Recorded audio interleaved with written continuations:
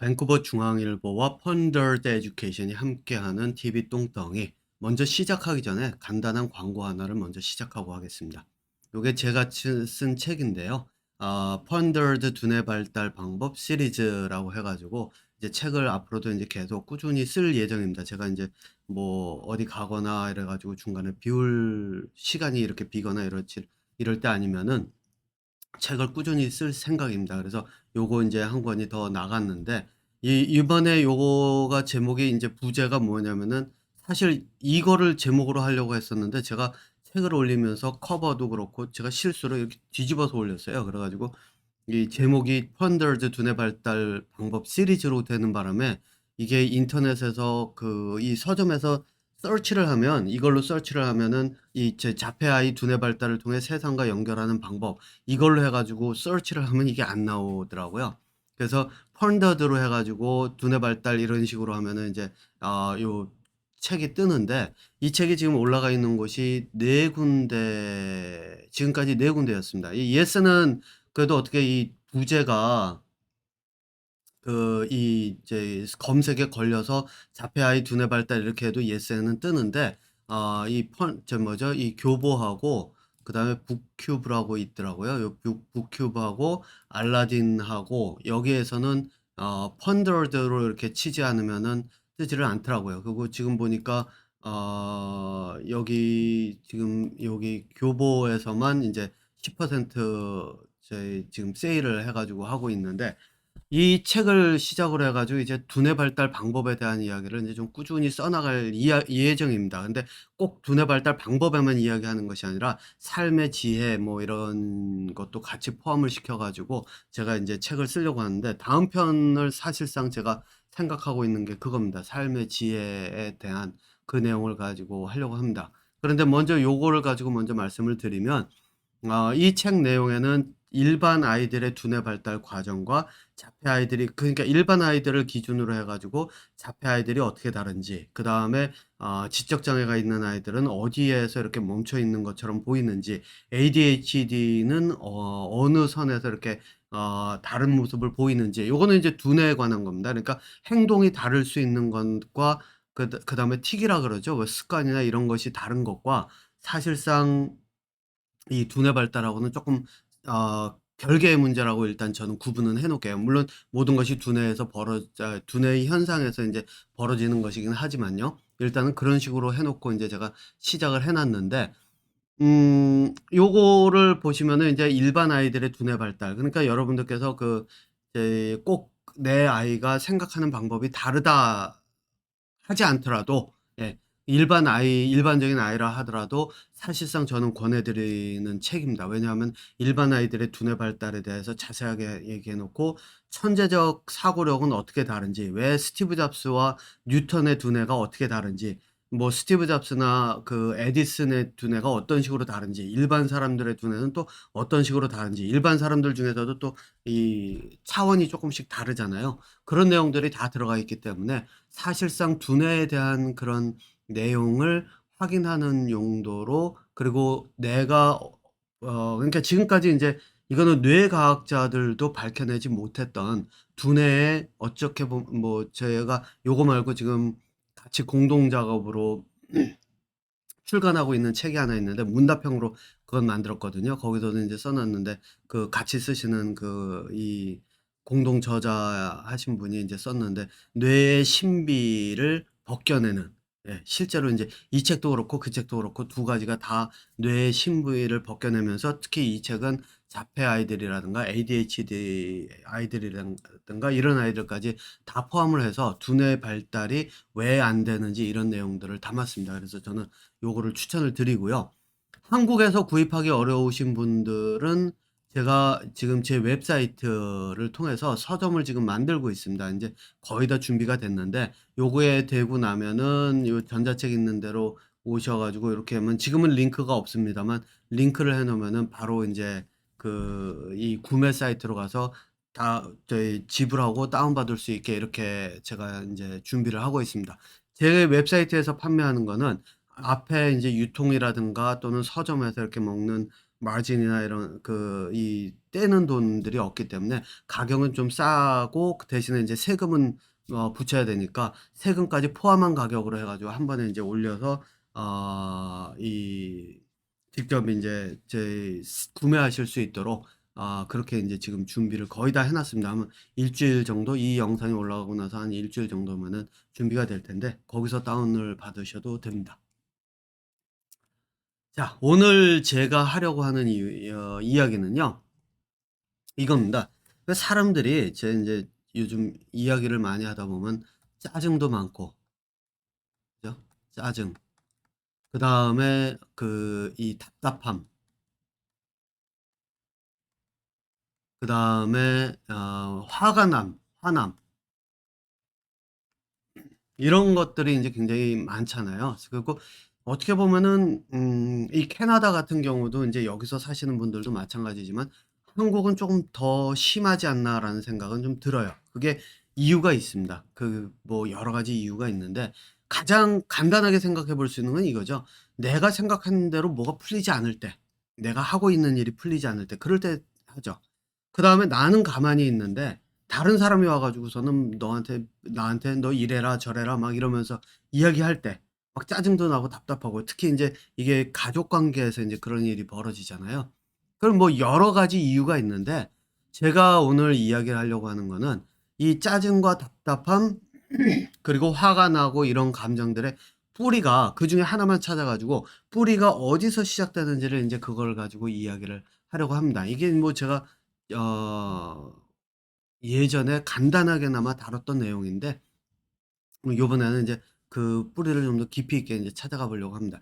특히 이러한 것들이 자녀 교육에 들어가서 굉장히 큰, 자녀들의 두뇌를 막느냐 또는 자녀들의 두뇌를 생각할 수 있도록 열어 주느냐, 이 두 가지의 갈림길에서 굉장히 엄청난 큰 역할을 합니다. 그리고 그것뿐만 아니라 이 배우자 관계 있죠? 친구들 관계도 물론 마찬가지지만 어 저희 남편과 아내 사이, 부부 사이의 관계에서도 이러한 접근법, 오늘 이야기하는 이 접근법이 말 그대로 이 두 사람 사이의 그 사이 관계를 원만하게 이루어져 나가게 만드느냐 아니면 갈등의 국면으로 만들어 가면서 점점 파국으로 치닫느냐, 이 두 가지의 갈림길을 여실하게 보여 주거든요. 자, 그렇기 때문에 인제 제가 오늘 이 이야기를 다루려고 합니다. 자, 그러면은 일단 한번 제가 이 이야기를 한번 해 볼게요. 일상적인 감정에 대한 이야기 말고 지금 한국에서 벌어지고 있는 이게 제가 지난번 영상에서 인제 다뤘던 내용이잖아요. 의사의 파업. 이게 인제 왜 발생하는지를 일단 이야기를 하면서 요거를 가지고 감정, 짜증과 화남 이런 것들을 같이 엮어서 인제 제가 이야기를 한번 풀어 보겠습니다. 제가 지난 영상에서 할 때는 "의사들의 파업은 교육 때문이다."라고 이야기를 했잖아요. 예. 사실 교육 때문에 그렇습니다. 의사들 같은 경우에 예를 들어 가지고 무슨 선선가 하잖아요. 사람의 생명을 뭐 중요시 여기고 뭐 어쩌고 저쩌고 이런 것들을 하잖아요. 그것이 되지가 않는 이유는 뭐냐면은 이게 기술을 익혀서 내가 의료 기술자로서 사람을 대하기 때문이라고 저는 인제 얘기를 했죠. 그렇지 않으면은 내가 실제로 '의사로서 내가 환자를 대하는 사람이다.'라고 하면은 그 사람은 명의급으로 계속 실력이 늘 겁니다. 왜냐하면 환자들마다 같은 증세인데도 다른 질병이 있고 다른 질병인데 그 저희 질병은 같은데 증세가 다양할 수도 있고 여러 가지잖아요. 그렇다면 진짜 '의사다.'라고 하는 '명의다.'라고 하는 사람들은 이 각각을 다 자기들이 찾아가면서 하다 보니까 케이스가 굉장히 많이 늘어나고, 케이스가 많아지면 많아질수록 사람들이 질병을 가져오면 거기에 대한 접근법이 굉장히 많이 늘어날 수 있거든요. 그러면은 이런 사람들이 파업을 할까? 저는 아니라고 봅니다. 파업을 하는 사람들은 뭐냐면 당장에 내가 가진 기술로 먹고 살아가면서 돈도 잘 벌고 있는데 '왜 인원을 늘려 가지고 내 밥그릇을 자꾸 줄이려고 하느냐.'라는 식의 어떤 그런 접근법이라는 거예요. 사실상 뭐 가르칠 수 있는 사람이 한정이 돼 있기 때문에 받을 수 있는 학생의 수도 한정되어 있는 것도 사실이지만 사실상 그런 경우에는 외부에서 영입해서라도 뭐 그 왜 교환 교수라든가 이런 식으로 해 가지고 외부에서 영입해서라도 저는 충분히 채울 수 있다고 생각은 합니다 저는. 예 개인적으로는요. 물론 자세한 내용은 제가 알지는 못하겠지만요. 자 오늘 이 얘기를 하려고 하는 것이 아니라 제가 얘기하려고 하는 거는 이 정부의 이야기입니다. 의사들이 파업하면서 파업이죠. 사실상 사직서 내가면서 파업하고 사직서는 쪼끔 다르네요. 사직서를 내가면서 이렇게 반발하게 된 이유가 뭘까요? 이건 하나예요. 정부가 이미 결론을 내려놨어요. 그쵸? "증언을 하겠다."라고 결론을 내려놨어요. 이 얘기는 뭐냐면은 의사들한테 "야 증언하려고 이제 증언을 해야 되지 않겠니? 우리 증언하는 방법 좀 생각해 보자." 그래서 서로 의견을 조율하고 이게 인제 그 말 그대로 협상이자 토의잖아요. 예 토의. 논쟁이 아니에요. 예 논쟁이 아닙니다. 지금 여러분들 생각을 해 보셔야 될 게 그 학생들한테 논쟁하는 방법 디베이트라 그러잖아요. 디베이트하는 방법을 통해서 두뇌 개발을 한다? 이거를 할 수 있는 사람은 딱 제가 봤을 땐 딱 한 명입니다. 누구냐면은 그 하버드의 마이클 샌델 교수가 그 실제로 논쟁을 시켜가면서 학생들의 두뇌가 발달하게끔 자기의 생각을 계속 이렇게 질문을 통해서 인제 계속 만들어 가는데 하버드에 그 사람이 그나마 인제 있으면서 그렇게 하니까 그 사람이 인제 굉장히 유명해지긴 했는데 그러니까 학원 같은 데서 뭐 논쟁을 통해서 디베이트를 통해서 뭐 두뇌 발달을 한다? 그렇게 할 수 있었던 사람이면은 이미 그 저희 마이클 샌델처럼 책도 쓰고 강의도 굉장히 많이 하고 굉장히 유명해졌어야죠. 네. 제가 볼 때는 인제 논쟁도 가르칠 수 있는 사람이 흔치가 않습니다. 그거는 인제 먼저 말씀을 드리고요. 제가 여기서 이야기하는 거는 논쟁의 수준이 아니라 협상과 토의의 수준입니다. 이 얘기는 뭐냐면 마이클 샌델 같은 경우는 사실상 정의란 무엇인가 또 법적인 접근법 이런 거를 법이라고 하는 거를 다루기 때문에 법은 서로의 증거나 뭐 이런 정황이나 이런 걸 가지고 서로가 자기의 주장을 관철시키는 거잖아요. 그러니까 거기야말로 논쟁의 그 이 정점이라고 인제 저는 법정이 인제 그렇다고 보는데 법정에서 벌어지는 거라고 하는 일은 이미 일이 벌어진 다음에 그러니까 네가 한 행동이 잘했다, 잘못했다, 벌을 받아야 된다, 말아야 된다라고 하는 이분법적인 결과를 내기 위해서 만들어진 게 법정이잖아요. 예. 그래서 그걸 가지고 서로 인제 논쟁을 하는 곳인데 협상이라고 하는 거는 사실상 조금 다릅니다. 뭐가 다르냐면은 일이 벌어지기 전에 그러니까 예를 들어서 누가 가 가지고서는 저희 의사들이 사직서 내고 막 이러기 전에 이미 이렇게 하면 의사들이 어떤 일이 어떻게 반응할 것이다를 예측을 한 다음에 그 사람들을 찾아가서 그러면 그거를 '어떤 식으로 이 사람들을 설득하면서 내 말을 듣게끔 만들 수 있을까?'라고 하면서 서로의 의견 조율해 가면서 만들어가는 게 협상이고 토의잖아요. 예. 자 그 얘기는 뭐냐면은 뭐 정부에서는 결론을 내려놨다는 얘기는 "너희들은 뭐 유죄야." 또는 "무죄야."라고 하는 거를 이미 딱 내려놓고 그다음에 "이렇게 해야 돼."를 딱 내려놓으니까 의사들은 반발을 할 수밖에 없다는 겁니다. 예. 결론을 내려놓고. 그래서 결론을 내려놓고 생각한다는 것 자체가 인제 그 여러분들 제가 인제 좀 지금 이제부터 인제 감정으로 제가 옮겨가기 시작할 텐데 이 결론을 내려놓고 간다는 것 자체가 삶을 힘들게 만듭니다. 지금 보세요. 의사와 정부의 관계가 서로 원만한 게 아니죠. 싸우고 있는 거나 마찬가지죠. 갈등이 있는 거나 마찬가지죠. 자 그러면 이거를 개인 가정으로 들고 들어오면 개인의 삶으로 들고 들어오면 짜증나죠. 여러분도 한번 생각해 보세요. 그 인제 제가 인제 예를 들어서 제 와이프한테 "야 우리 오늘 저녁은 이거 먹자."라고 결론을 딱 내려놓고 통보를 했다고 해 봐요. 근데 아내가 나는 이거 오늘 저녁 이거 말고 저거를 먹으려고 준비를 다 해 놓고 있었는데 오늘 저녁 이제 예를 들면 아내가 인제 된장찌개에서부터 뭐를 다 해 놓고 놨는데 제가 일방적으로 "야 오늘 저 짜장면 외식하자." 그러면서 애는 "좋아라." 하고 박수치고 막 그러면은 아내가 어떨까요? 화나고 짜증나면서 '이 준비 다 해 놨는데 이게 뭐 하는 짓이지?' 이 얘기가 당장 나오죠. 왜 이런 현상이 벌어질까요? 왜냐? 여기서는 내가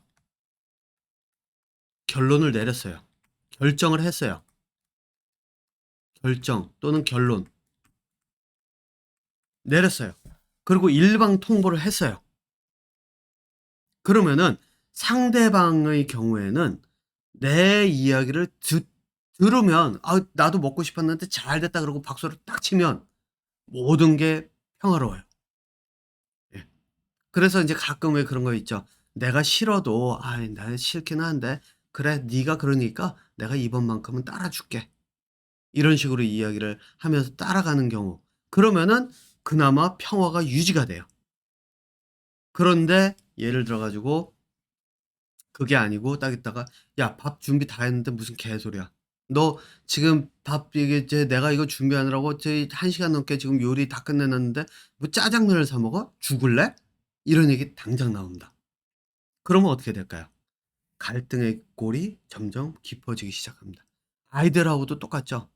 예. 여러분들은 이 생각을 해 보세요. 만약에 인제 아이가 있는 분이시라면 이 생각을 해 보세요. 아이에게 "공부해!"라고 할 때 이거 누구의 결정이죠?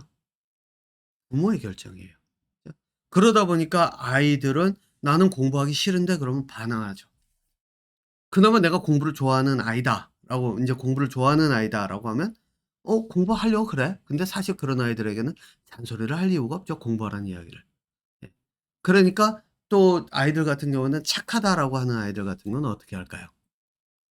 뭐 공부하라니까 여기서 또 내가 게임한다 그러면 또 뒤집어질 거고 또 내일 뭐 조만간에 엄마 아빠가 뭐 나한테 그 뭐 외식도 시켜 준다고 뭐 그러고 막 이렇게 이제 부추겨 놨었는데 지금 가서 또 공부 안 하고 있으면은 그것마저 날아가겠지. 공부해야지. 이렇게 되죠. 머릿속으로는 그런데 겉으로는 그냥 가서 힘없이 올라가 가지고 공부하는 거죠.